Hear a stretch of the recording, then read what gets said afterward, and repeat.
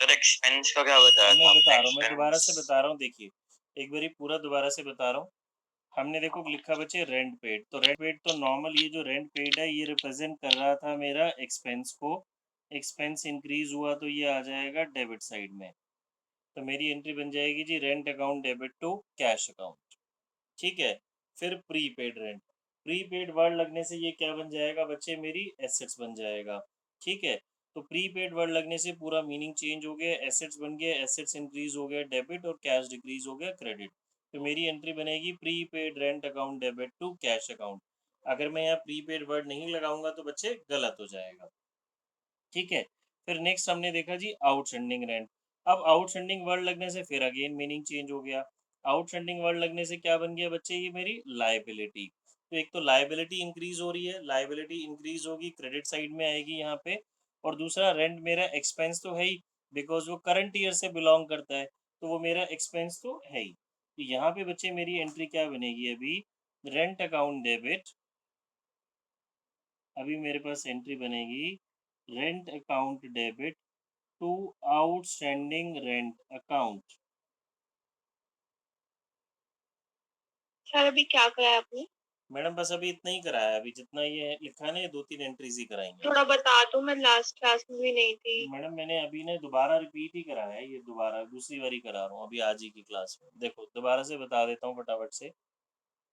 Rent paid पहले मैं expenses से रिलेटेड, एक्रूड का मीनिंग क्या हो गया, due but not yet receive, यानी कि ये ड्यू हो गया बट मुझे मिला नहीं है, ड्यू हो गया बट मुझे मिला नहीं है।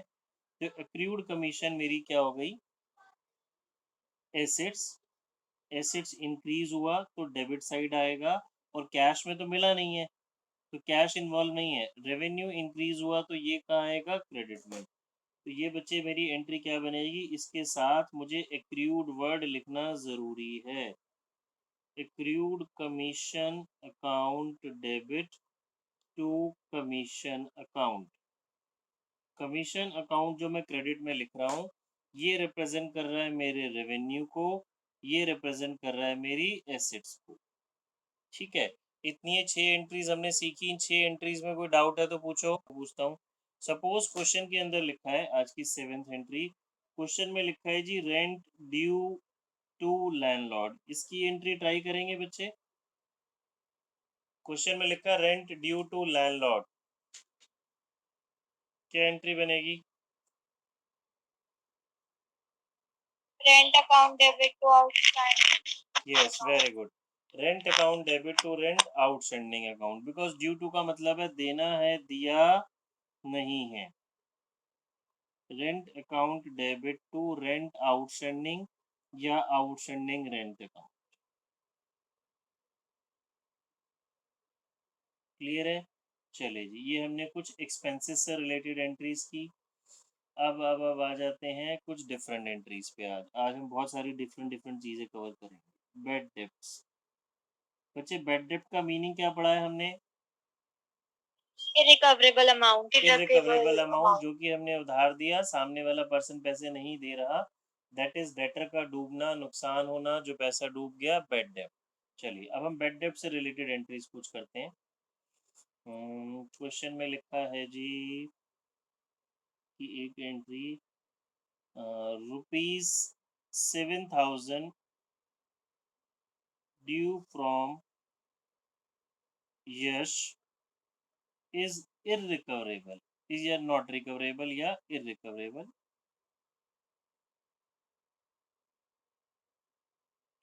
हमें यश से, मिस्टर यश से 7,000 लेने थे जी, जो रिकवरेबल नहीं है, जो पैसा हमारा रिकवर नहीं हो रहा, जो पैसा हमारा डूब गया।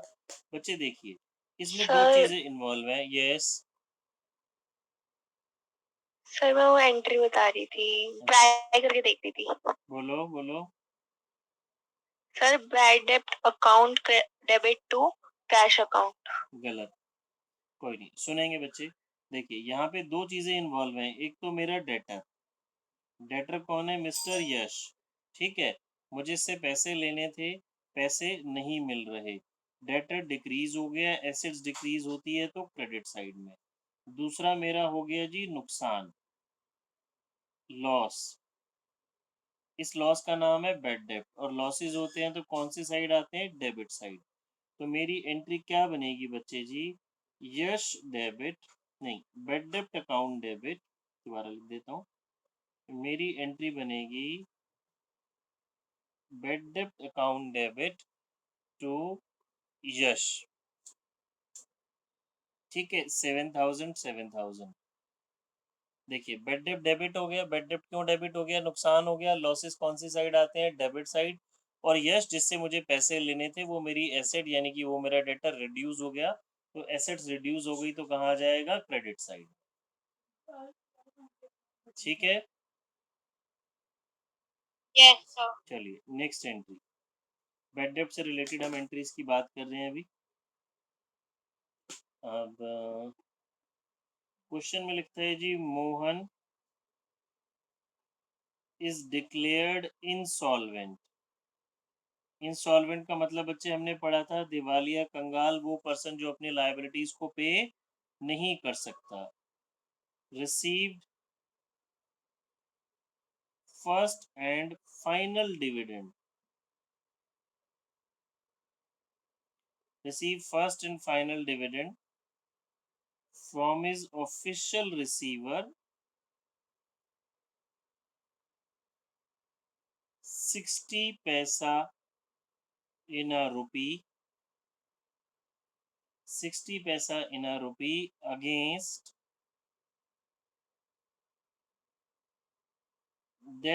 डेप्ट ऑफ रुपीज 10,000। देखिए बच्चे ध्यान से समझेंगे, कहते हैं मोहन इंसॉल्वेंट हो गया जी, पहली चीज तो उसके पास पैसे देने को नहीं है, अपनी सारी लायबिलिटीज वो चुका नहीं सकता। अब मुझे उससे फर्स्ट और फाइनल डिविडेंड मिल रहा है। फर्स्ट एंड फाइनल डिविडेंड का मतलब ये पहला और आखिरी है जी, इसके बाद आपको कोई पैसा नहीं मिलने वाले। उसके ऑफिशियल रिसीवर से, अभी ऑफिशियल रिसीवर क्या होता है, जब कोई पर्सन इंसॉल्वेंट हो जाता है ना, तो कोर्ट लॉ एक ऑफिशियल रिसीवर उसका अपॉइंट करता है जो उसकी एसेट्स को बेच के लायबिलिटीज की पेमेंट करता है। मुझे कितने पैसे मिल रहे हैं जी उससे, 60 पैसा इन रुपी, 1 रुपये में 60 पैसे मिल रहे हैं। मैंने लेने कितने थे उससे, 10,000, और इसके बाद हमें उससे कोई पैसा नहीं मिलेगा। देखिए जी बच्चों, 1 रुपी में हम सभी को पता है कितने पैसे होते हैं जी, 100 पैसे। ठीक है, तो मुझे कितने मिल रहे हैं उससे 1 रुपी में, 60 पैसे। तो इनडायरेक्टली ये बताना चाह रहा है आपको 60% पैसा मिल रहा है। 60/100 हो गया जी, मुझे अप्रोक्सीमेटली उससे कितना परसेंट पैसा मिल रहा है, 60% पैसा मिल रहा है, बाकी पैसा नहीं मिलने वाला। मुझे लेने कितने थे, 10,000। 10,000 का 60% कितना मिल रहा है, 6,000।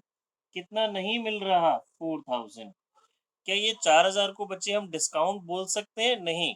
डिस्काउंट वो होता है जो हम विलिंगली दे रहे हैं, उसके लिए क्वेश्चन में वर्ड यहाँ पे लिखा होता है फुल सेटलमेंट। फर्स्ट और फाइनल डिविडेंड या ऑफिशियल रिसीवर वर्ड नहीं होगा, वहां पे वर्ड लिखा होगा फुल सेटलमेंट डिस्काउंट। तो ये 4,000 बच्चे हो गया मेरा बेड डेट, ध्यान से समझेंगे। ये 4,000 हो गया मेरा बेड डेट, 6,000 मुझे कैश में मिल गया, ये कैश इंक्रीज हो गया, ये बेड डेप्ट इंक्रीज हो गया। कैश इंक्रीज हो गया तो देखिए वो भी डेबिट आता है, कैश अकाउंट डेबिट 6,000। बेड डेप्ट इंक्रीज हो गया तो वो भी डेबिट में आता है, 4,000 to Mohan to account. Mohan. Mohan से कितने का हिसाब हो गया, 10,000 का। बच्चे ध्यान से देखेंगे सभी स्टूडेंट्स, ये बिल्कुल सेम वही एंट्री है, ये बिल्कुल सेम वही एंट्री है जो डिस्काउंट वाली थी, उसमें सिर्फ यहाँ पे वर्ड डिस्काउंट होता है। अब आप सभी को डिफरेंशिएशन समझ में आना चाहिए कि कब मुझे डिस्काउंट लिखना है, कब बेड डेप्ट लिखना है। अगर क्वेश्चन में वर्ड बोल रहा है official receiver, first and final dividend, insolvent, तो instead of discount word use होगा बेड डेप्ट। बट अगर लिखा है फुल सेटलमेंट डिस्काउंट, तो वर्ड क्या आएगा, डिस्काउंट ही आएगा। ठीक है, चलिए बेड डेप्ट से रिलेटेड एक और एंट्री करते हैं। सर ये थोड़ा समझ में कम आया था, वो अभी अभी अभी 60 पैसे था तो सर 60% कैसे होगा? यार 60 पैसा का मतलब 1 रुपये में 60 पैसे होते हैं ना, तो 60/100 ही तो हुआ, तो 60/100 यानी कि 60%। सर ये चीज समझ नहीं आ रही है, एक बार आप साथ से बता दो। यूनिटरी मेथड से भी कर सकते हैं ना बच्चे जी। आपको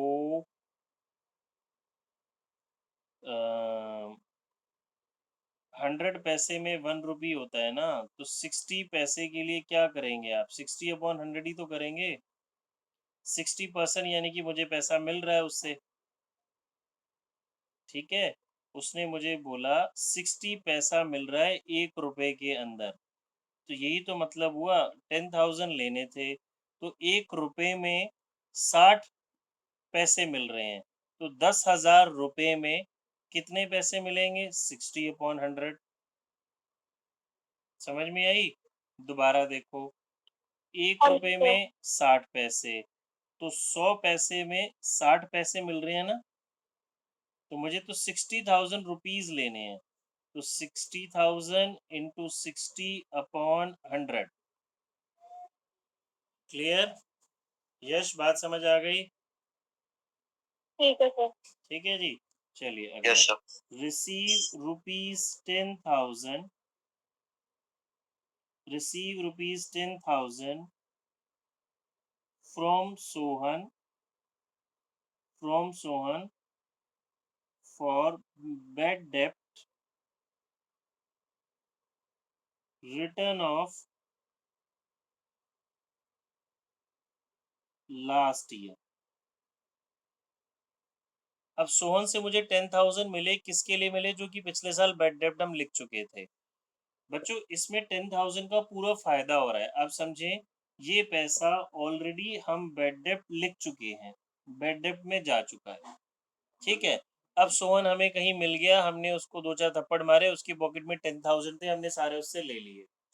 और सोहन के पास कहीं से पैसा आ गया, वो अच्छा पर्सन था, उसकी नीयत अच्छी थी, उसने हमें पैसे चुका दिए, जो कि ऑलरेडी हम बैड डेब्ट लिख चुके थे, हम अपना एक्सपेंस मान चुके थे। तो बच्चे यहाँ पे मेरे पास क्या हो रहा है? कैश इंक्रीज हो रहा है, और इसके लिए वर्ड यूज होता है बैड डेब्ट रिकवर्ड। बैड डेब्ट रिकवर्ड, तो डूबा हुआ पैसा मिलना, रेवेन्यू हो रहा है, फायदा हो रहा है। फायदा होता है तो कौन सी साइड आता है? Credit side. तो मेरी एंट्री क्या बनेगी बच्चे जी इसकी? Cash account debit to bad डेब्ट रिकवर्ड अकाउंट। सर ये टू सोहन नहीं लिख सकते? नहीं जी, टू सोहन लिखेंगे बिल्कुल गलत हो जाएगा। Cash account debit to bad डेब्ट रिकवर्ड अकाउंट, क्योंकि सोहन को तो आप ऑलरेडी अपनी बुक से हटा चुके हो। कैसे? देखो, अगर मैं डिटेल में समझाऊं तो ध्यान से समझेंगे। पहले हमने सोहन को गुड्स सेल किए होंगे, तो मैंने एंट्री लिखी होगी Sohan debit to sales account, ठीक है। सपोज 10,000। फिर इसने बोला जी मैं पैसे नहीं दे सकता, तो हमने इसको बैड डेब्ट लिख दिया होगा। हमने लिख दिया जी ये उधार नहीं मिलने वाला, बैड डेब्ट अकाउंट डेबिट टू सोहन। तो आप ध्यान से समझें, सोहन डेबिट से क्रेडिट तो कैंसिल हो चुका, खत्म हो चुका सोहन का अकाउंट। बचा क्या? बैड डेब्ट डेबिट टू सेल्स, यानी कि जो सेल्स हुई थी उसको हमने बैड डेब्ट कंसीडर कर लिया। भैया ये वाली जो सेल्स है हमारी बैड डेब्ट हो गई, रिकवर होने वाली नहीं है। अब जब मुझे पैसा मिल रहा है तो मैं सोहन कैसे लिखूंगा? तो मैं यही लिखूंगा ना, cash account debit to bad डेब्ट रिकवर्ड अकाउंट। समझ में आई बच्चे? अगर मैंने अब क्रेडिट में सोहन लिख दिया, तो क्रेडिट में सोहन लिखने का मतलब तो मैंने सोहन को क्रेडिटर बना दिया, जबकि ऐसा नहीं है। ये तीनों एंट्री समझ में आ गया जी इसका डिटेल में कॉन्सेप्ट?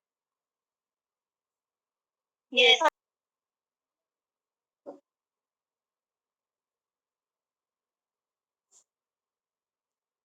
क्वेश्चन में लिखता है जी प्रोवाइड, 11th एंट्री है आज की। Provide 10% depreciation on machinery, provide 10% depreciation on machinery costing ₹1 lakh। देखो जी, हमने मशीन पे डेप्रिसिएशन लगाया 10%, जिस मशीन की कॉस्ट कितनी है? 1 लाख। तो दो चीजें इन्वॉल्व हो गई बच्चे जी, एक आ गया मेरे पास डेप्रिसिएशन और एक आ गया मशीन। डेप्रिसिएशन मेरा एक्सपेंस है, एक्सपेंस इंक्रीज होता है तो debit side, machine assets, assets की वैल्यू रिड्यूस होती है तो क्रेडिट साइड। तो मेरी एंट्री क्या बन जाएगी बच्चे जी, depreciation account debit to machine account. Amount ध्यान रखेंगे 10,000 ही आएगा बच्चे, 90,000 लिख देते हैं। 90,000 तो मशीन की रिमेनिंग वैल्यू रह गई, ठीक है। मशीन की रिमेनिंग वैल्यू थोड़ी ना लिखनी है हमें, डेप्रीसिएशन की वैल्यू लिखनी है। डेप्रीसिएशन कितना है हमारा, 10,000, ठीक है। ये हो गया नेक्स्ट एंट्री। अब हम बात करते हैं इनकम टैक्स की। ये बात मैंने आपको पहले भी बताई हुई है। इनकम टैक्स को बच्चे ड्राइंग्स कंसीडर करा जाता है। क्या कंसीडर करा जाता है, ड्राइंग्स। क्वेश्चन में लिखा है पेड इनकम टैक्स ₹5,000। तो आप इनकम टैक्स अकाउंट नहीं लिखेंगे, what will you right, drawings sir account. लेकिन अगर वो इनकम टैक्स बिजनेस ऑर्गेनाइजेशन का है तो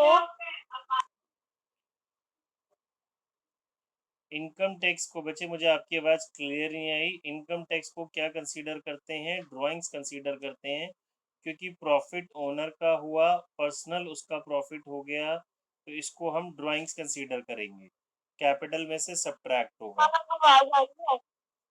नहीं बच्चे, आवाज़ आ रही है बट क्लियर आवाज़ नहीं आ रही है आपकी कुछ भी। अगली चीज़ दी, ओके सर। हाँ अगली एंट्री करते हैं इंटरेस्ट ऑन कैपिटल। आज सारी डिफरेंट डिफरेंट एंट्रीज करते हैं। क्वेश्चन में लिखा है जी, प्रोवाइड इंटरेस्ट ऑन कैपिटल, मैंने शॉर्ट में लिख दिया at the rate 10% per annum, और ब्रैकेट में लिख देता है जी कैपिटल है हमारी 10 lakh rupees. Provide interest on capital at the rate 10%। तो पहले तो मैंने निकाला जी 10 लाख का 10% हो गया 1 लाख। अब इंटरेस्ट ऑन कैपिटल बच्चे, इसमें दो चीज़ें हैं मेरे पास, एक इंटरेस्ट ऑन कैपिटल है और एक कैपिटल है। याद करो बिजनेस एंटिटी कॉन्सेप्ट, हमने पढ़ा था as per business entity concept owner और बिजनेस दो अलग अलग चीज़ें हैं, and each and every transaction is recorded from the point of view of business. तो आईओसी कौन किसको दे रहा है, इंटरेस्ट ऑन कैपिटल। देखिए जी, अगर हम बात करें ओनर है और बिजनेस है, तो ये आईओसी बिजनेस दे रहा है, किसको दे रहा है जी, ओनर को दे रहा है। इंटरेस्ट ऑन कैपिटल, उसकी कैपिटल के ऊपर एक्सपेंस इंटरेस्ट दे रहा है। तो आईओसी बिजनेस के लिए एक्सपेंस हो जाता है और ओनर के लिए इनकम हो जाता है, ठीक है।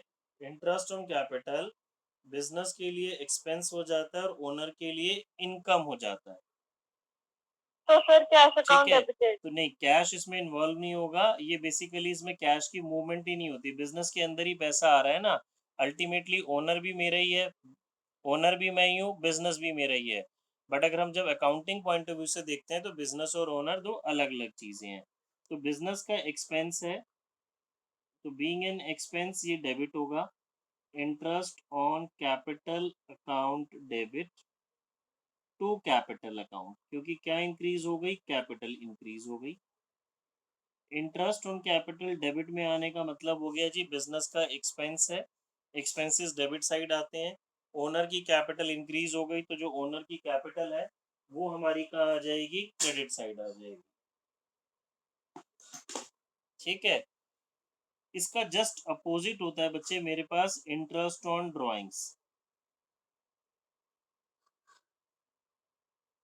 इंटरेस्ट ऑन सर ये तो ड्राइंग्स कैपिटल और अभी, कैपिटल में माइनस होता है ना। हाँ जी बिल्कुल ठीक। अब बिजनेस कहता है भाई कि जब आप अपने कैपिटल पे मुझसे इंटरेस्ट ले रहे हो, तो अगर आप बिजनेस से कुछ पैसा निकाल रहे हो तो आप मुझे इंटरेस्ट दो। तो इंटरेस्ट ऑन ड्राइंग ओनर देता है बिजनेस को, ओनर देता है बिजनेस को। तो किसका एक्सपेंस हो गया, ओनर का एक्सपेंस हो गया और बिजनेस की इनकम हो गई। ओनर का खर्चा, ओनर का नुकसान, यानी कि उसकी कैपिटल रिड्यूस। तो capital account debit to interest on drawings account, ठीक है बच्चे।